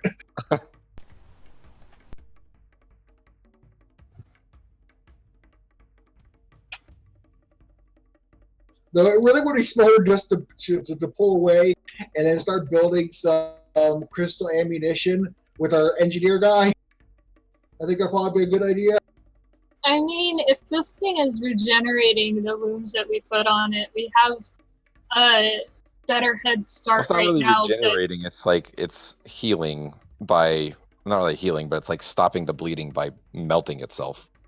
Yeah, I'm wondering Right, if, but it's dealing with its own wounds, and so like if we have already put holes in it right now, we're more ahead of where we would be if we had to start over. Also, it because lost an it's like- arm Yeah, or a leg. and we don't know if that's coming back. I mean, it might be good to have members pull back. I hate to say that because I don't want to take people out of the game. But if Bertolt wants to pull back and avoid getting hurt, Like Frida told him to. yeah. Really, I just want to get this thing's ass on this crystal here. That's a big one. And then just cut its ass open. And then break the crystal, Yeah. which is a lot of things to do in one turn, while possibly riding this thing. I mean, on his back is a safe place in comparison to in front of it. As far Also- as we know. Sorry about that. We got a call about hurricane stuff. I apologize. Oh, that's No fine. worries. Yeah, no No, worries. it's That's okay. important. Anyway, so we had just gotten Zygmunt had just failed trying to Yep. pin its mouth shut. Yep. The Hooray. beast kind of snaps at the pole and kind of rolls itself back over, now facing Zygmunt directly, holding the lance inside its mouth, horizontally, not vertically. This is exactly where I want it. Brita. I don't have to reload, right? Alright. Well, you do have to reload. You just don't have to spend a turn reloading. Oh, that's right! You Okay. go ka-chink, and it ejects the case. Well, it doesn't eject it; it rotates it, and then you go forward again in the same round. Real fancy. Alright, Yeah. so that's what she's gonna do, is try to... She has watched Zygmunt horribly fail to do what he was trying to do, Mhm. and he's also now standing in, lunge range of this thing's mouth, so she's gonna try and give it other things to think about and give it another little bop in the eyeball. Let's... Oh, thank Christ. Yeah, keep rolling well for everyone, please. Please don't put that kind of responsibility on me. Roll 1d6, please. Oh, son of a bitch! Okay, well, It happens. it's +2, but I wasn't going to ask you to do that because Yeah. Thank you. Reasons. reasons. Okay. All right. So, there's your shot. You do actually hit it, but it's another glancing blow to its other shoulder. You would have gotten it purely right in the head, but it has rolled and righted itself since you aimed your shot. Oh, that's rude. Just bad luck. Elena. After the shot rings out, Jurgen's gonna yell at Elena, "Come help me with this." Okay, Elena is gonna move back to help Jurgen after initially saying, "What?" Yeah. Mostly in a joking manner, but also her ears are ringing. So. And then whatever he needs help with, just kind of be like, what do you need? Jurgen's gonna instruct her to load the cannon. Elena will pick up a gigantic ball and shove it in the front of the cannon. Jurgen's going to stop her from shoving in the cannonball first, and point her towards the bag, the powder, and the wad. Oh, right. Okay, yes. No, Which that's goes not- no, I'm first? just kidding. Jurgen points at the powder. Okay. Elena loads the powder and then looks at him again and is like, and? The wad. Okay. She loads the wad and then she puts in the cannonball, but she holds it first in front of the entrance like, Well, you can't load it all in one turn. It's a 2-turn thing, as Jay said. Okay. Alright. Well, she's got her head in front of the cannon hole. I'm glad you guys are having fun back there. Berthold. I don't want my character to die, but on the other hand, Berthold in character, he's not going to just let Zygmunt go there and basically face the monster himself. That cat He's going- agrees. No, don't die! He's going to charge. He's going to basically bell the fuck out of his head and just in charge. He's going to try and drive the lance, not his lance, but his poleaxe point end up through the bottom of the beast's jaw, like what Zygmunt was trying to do. Okay.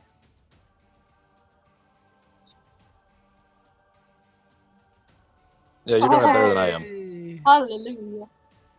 You sort of pierce up into the jaw, and for a second there, it's almost like the sharp blade had hit almost no resistance passing through the slawing skin, and then sort of a trickle of burning dark green blood begins to sort of sluck its way out of the hole. The beast sort of rapidly turns its head from side to side. Can you give me 1d6 plus 2, please?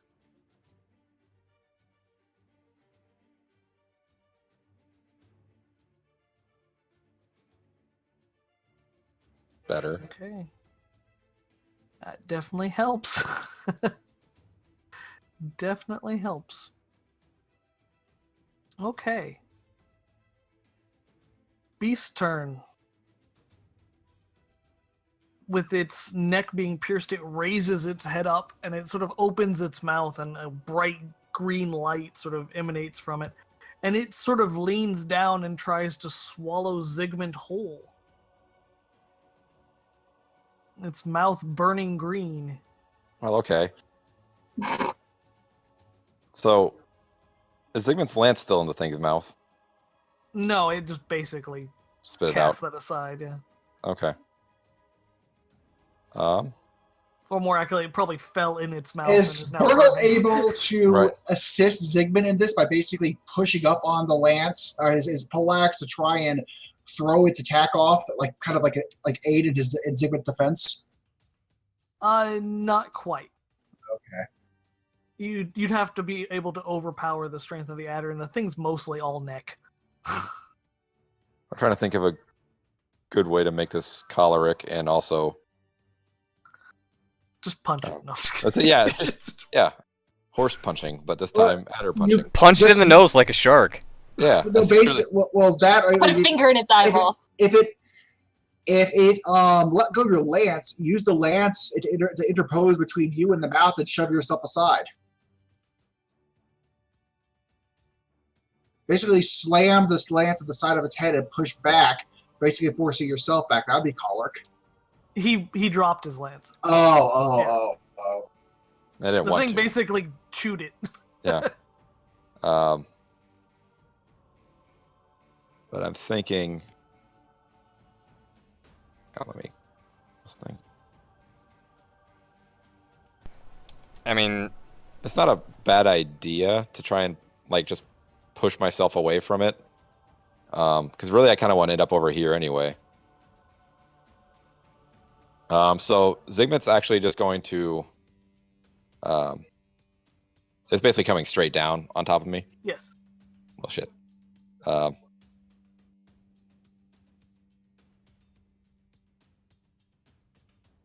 I mean, I joked Yeah. about the punched in the nose, but draw your sword and slash it across the nose. Yeah. And then get burning blood drip down on you. Well, it's not Yeah. ignited yet. Just burny and thick and green. It's snot. Yeah, there's going to be basically a quick draw, and try and slash up at the thing to try and kick it away. And at the end of it, Zygmunt's just going to try and, if there's something to kick off of, he's going to try and kick off of it and try and push himself back this way. Okay. This isn't going to work, and Zygmunt's going to get eaten. But Well, if it's any consolation, it doesn't have a stomach. hey, Hey, there you go. Pretty much, as you sort of, it goes sort of dives down to try to encompass, basically swallow you whole into its fiery inferno of a mouth currently. You slash at it and it reacts. It pulls its head back as if you had rebuked it quite obviously, and it allows you to move out of the way. It wasn't expecting such a powerful attack. So that would be it's a one-handed weapon. yeah, it's like a So bat hand and half give sword. me 1d4 plus 2, plus whatever your choleric is. +2. So that'd be 1d4 plus 2. Hey, There you go. 6. Nice. Hold on a sec. Hey, not that button. it's exploding. There's a flash of green as the skin catches fire, and you can see some of the earlier wounds start to slough and cover themselves up, no longer burning separately. But that big, sort of empty stump of an arm still continues to drip somewhat acidic blood to the ground beneath it. Okay, I need this, and then I need that. There you go.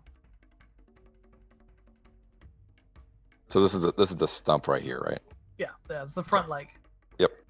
All right, Jurgen. Jurgen's going to look to Elena and tell her, all right, now load the ball. When it comes around the corner, run that shot down its gullet. I'll make sure you have a clean shot. And then he's going to snap the visor down on his helmet. And how far can he move in a turn? 30 feet. Okay. I will have better rules on that in 3.0, but... And as Jurgen steps past Burita, in that loud voice that they heard him praising and praying and proselytizing, he calls out to the beast in Latin as loud and menacingly as he can, arms wide to make himself look bigger, as he attempts to draw this beast's attention away from Bertolt and Zygmunt. And He's gonna roll an intimidation check on him. I'm gonna roll an intimidation check to get its attention. I'm not actually trying to intimidate it. I'm trying to make myself look like the biggest, meanest target to get its attention. So taunt? Basically. It's Yeah. The beast looks up to you and goes, Delinda est? Oh God. But all right. What did you say about my mother? I'm calling its mother all sorts of horrible things. That's not lovely at all. Yeah. And There we go. wow, There you go. you kiss your mother with that mouth, Jurgen? In Latin. The beast looks up, and it's like burning eyes kind of like blink one at a time at you, and there's sort of this extinguish of flame for a second before it burns brighter. And Hurt its feelings. sort of tilts its head sideways as if mini lizards do when sort of inspecting their prey, and you can see its legs begin to straighten its body out. Zygmunt, All right. You So just- Zygmunt's you yeah. avoided a very potentially bad end. So and let's keep throwing ourselves into more. Zygmunt's gonna. So this is a pretty hefty chunk of crystal right here, right? Yeah, it's a little crystal actually right there. Those are Like- thin vertical spires. Where So like I could just like rip a chunk off, basically, like grab it and break it, with break a it, choleric roll, sure. Or, like so basically what I want to do is I want to, like I don't want a huge. Well, I kind of want a decent chunk. They're like 4-inch thick crystals that are about Yeah. 3 to 4 feet tall that have been growing for millennia. Man mode! This is like horse lifting Right. to break one off. Yeah. Yeah. I want to do that. Okay, then that's definitely choleric. Oh my god. I don't know why I ever did And that. then I want to stab it into this arm right here, Okay. and then get the fuck out of the way. That's too much for one turn. Right? Yeah. But I mean, I'm I know sorry. it's a slow burn, but so I know I have some time. Well, no, you can really only take one rolled action per turn. Right. Yeah. Okay. You've ripped it out of the ground. You succeeded, but it did require a lot of effort, and you've Okay. probably ripped your shirt because Right. you're so manly. Right. But yes, you were able to separate it from the ground. Okay. So for You future have a reference. new spear, effectively. Yes. Yep. I know what I want to do. Okay. Brita. Sorry, I was just enchanted watching this happen. I guess I'm gonna take another shot. I would suggest getting away from Jurgen though, because this thing's gonna come right at me. Wow, what a good point. She's gonna go over here. Hang on. I was like there. Yeah, fuck it, I'm going. Whoops, shit, that was the wrong button. Come on. We're going like here. I say don't Nuts. go between a wall and where that thing's intended charging path is. Yeah, no, she's gonna hang out back here and do her little like not directly in the actual fucking way tactic. And just fucking reload her gun and take a shot. Okay. 1d6. Okay. You strikes it dead on, and you kind of see vent of steam, as if something had been burning underneath the skin. In this case, and the skin sloughs, but doesn't cover the hole. Okay, Elena. I am going to ready in action to shoot that thing whenever it charges. Okay. Need to finish loading the cannon first. Oh well, I'm gonna load the cannon and then ready the shot. Will do. All right, Berthold. Question. How Yes. funny would it be though if Elena tries a fire is and it there's possible- no ball in there? Actually, There's what? hold on. Try to think. There's no Just the ball in wand. there. Yeah. Oh. All right, guys, hold on. It's Berthold's turn. Sorry. Is it possible for a move to be developed in the course of an action, like in the course in the middle of like a fight, basically? Yeah.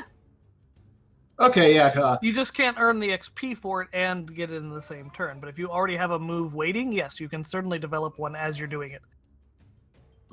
Okay. So Berthold is going to effectively develop a berserk. Okay. Yeah. Okay. Tell me how that works. And he's basically the pain is just getting to him, and it's just between that and Jurgen's Latin chanting and just the visceral, blood curdling, this horror of the fight itself. He just starts to lose his shit. And well, I was listening to this song just briefly, and it fits well, of course. Let me. White Oh, whale, well. holy grail, of course. And so he's going. So basically, a berserk would be a he's in there that he'd be a +1 to collar. Okay. Sure. As And long as you so- don't exceed +3 total. Nope, he's only at +2 right now. So Okay, so that would be +3 altogether, but that's okay. correct, yes. So he starts just screaming at it. He's going to tear it out and then basically try to shove the pole arm through its eye. Okay.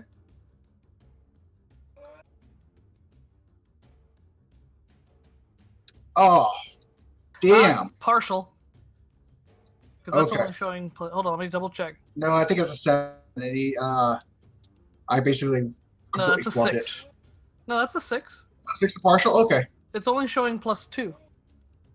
So, Yeah, the +2 Oh, is for okay. choleric, and then whatever. wait a second. Gotcha. No, 6 is a miss. Oh. Yeah, that's what I thought. Okay, well, that's all right. Because it's about to leave you very shortly. So having been called out directly in a language it doesn't speak by someone who's very loud, the beast has sort of craned its head, and it moves to charge forward. And so I'm going to need rolls from Zygmunt, Berthold, and Jurgen. Okay. Berthold is going to Because it's not trying to attack you so much as it is running forward. shove off with his pole arm. Okay. So I guess I don't know if that does. I don't know if will do any damage or not. Like versus like a normal strike, but he's still poking with the sharp end to push himself back. Okay. You would do a minimum amount of damage, but you would still do damage, yes. Okay. All right, so that's 11 right there. Yep. And you're out of the way. You don't take damage. So I'm going to push you over to the side here. And then he Figment. falls in the pit. I guess the whole point of this, for me to take this move, is deflection. So I roll armor. Is that how that works? Well, you want to fight back, don't you? Okay, yeah. Right? Because you're trying to spear Yeah. the So thing? yep. So basically, Zygmunt's just going to. Just don't take partial damage. Just don't do a partial success, and you'll be okay. Yeah. So as the beast gets ready to move, Zygmunt's just going to try and stab the shard. At whatever leg would be closest as the thing starts. I'm guessing it's this front left one here. Mm-hmm. I mean, there's so many legs. You choose. Right. Hey! Yeah. There we go. There you go. The beast doesn't seem to immediately notice it, but you sort of cast the probably 120-pound spear of crystal towards its thigh, embedding fairly deeply down into what would be its leg. But the beast is just charging forward. As it charges, Zygmunt's going to scream at Jurgen, "Stay away from its left side!" And it charges forward, and Jurgen, I need you. Jurgen's going to attempt to dive to the right. The beast's right side. Not his right side, because that'd be the beast's left, where it's going to explode. Yes, that's how those sides work. Hey! Hey! You succeed. Jurgen, guess what? First, it's your turn again. Yep. The beast sort of slams into the wall. Jurgen's going to whip out his axe and attempt to drive it in this leg right here. Well, actually, hold up. Yeah, he's going to try and drive it into that leg. It shouldn't put him in the range of the cannon. Well, line of the cannon. Shouldn't. Depends on Elena, doesn't it? Yeah. Eh.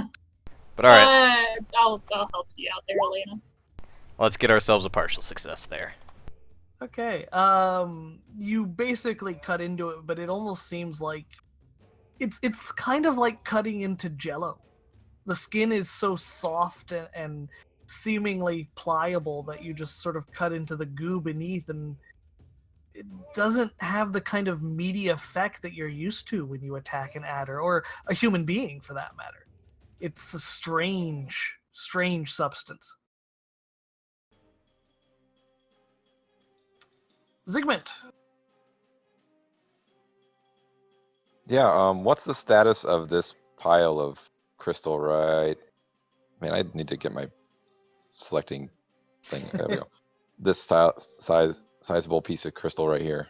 It's still standing. Okay. Yeah, its path took it mostly from like up here to here. Okay, Like so- turned it so it fit the contour of the wall, but Right. I mean, I don't want to blow up too much of this place, but it seems like that's my best option. Also, it's a little bit further away, so I can get up to this thing, and Zygmunt's just going to try and spend his turn just making it a little bit smaller. okay. So you're gonna try to rip another crystal out? Well, I don't know about rip it out, because I've played that card before, and I feel like Okay.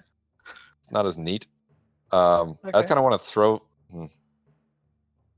My initial thought was, throw Zygmunt in it and like just make it shatter. But Zygmunt's just gonna try and throw his shoulder into it and see how much he can get to break off. Okay, yeah, sure. That's a choleric check if I've ever seen one. You're able to break some of the smaller crystals away, but the majority seem to stand against it. They've just been pretty much holding tight for several thousand years at this point. Right. So you have some effect, but not quite Yeah. what you were looking for. And then Zygmunt's going. I guess that's probably my turn, right? Yeah, it's a Yeah, rolled 'cause effect. Yep. That's fine. Brita. I'm gonna give me just a sec. I'm gonna look at something. If she, roll 20 is being so bizarre for me tonight. If Brita goes to help Elena with the cannon stuff, does that count as an assist for when it fires?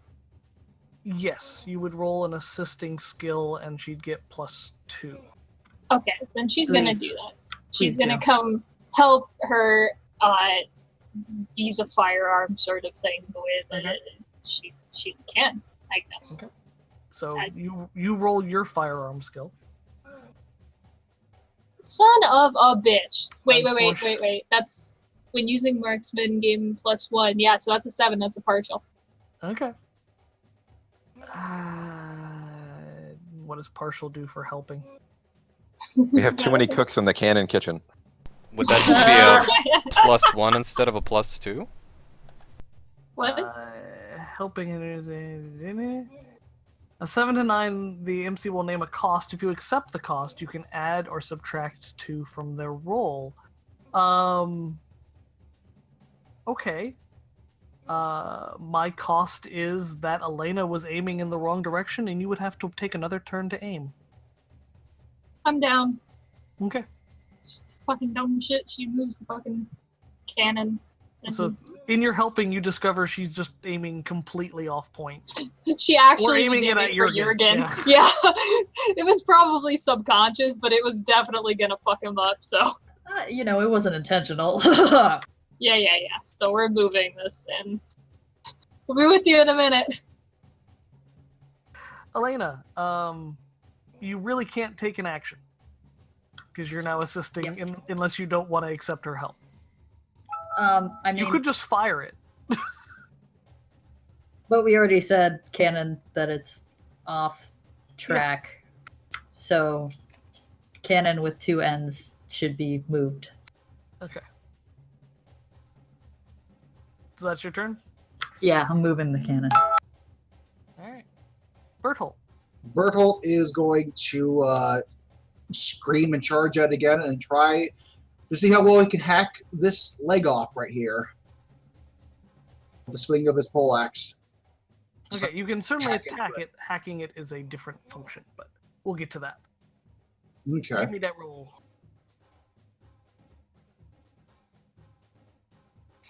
Oh, wow. So that's a 14. Berthold mad. Wow. Finally. Sure, yeah, I'm gonna just call that as a complete success. So yeah, you would just be able to basically come over and just through sheer raw Berthold angerness sever one of his legs. And what's the... falls to the ground. Give me a circumstance check for me though. Okay. Shit.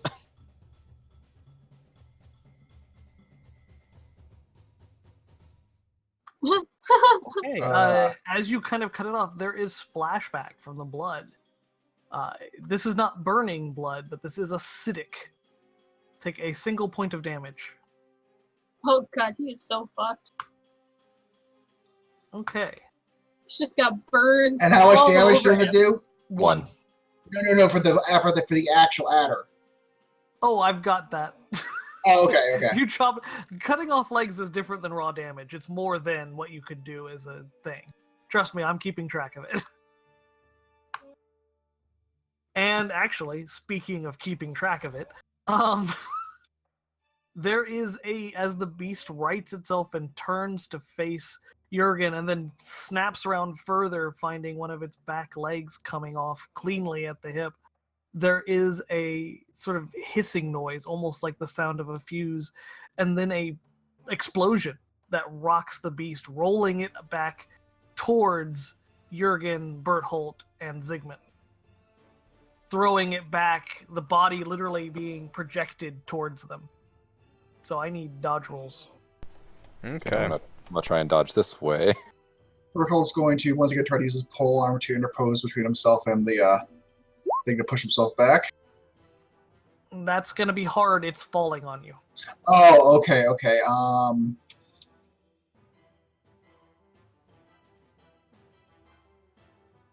Yeah, fuck it. And what's parrying considered as? Because he does have a move called Shield of Swings, which is I'm not sure if that would work in this instance. Yeah, it's like a 2.5 ton thing. I would just dodge. All right, so reflexive.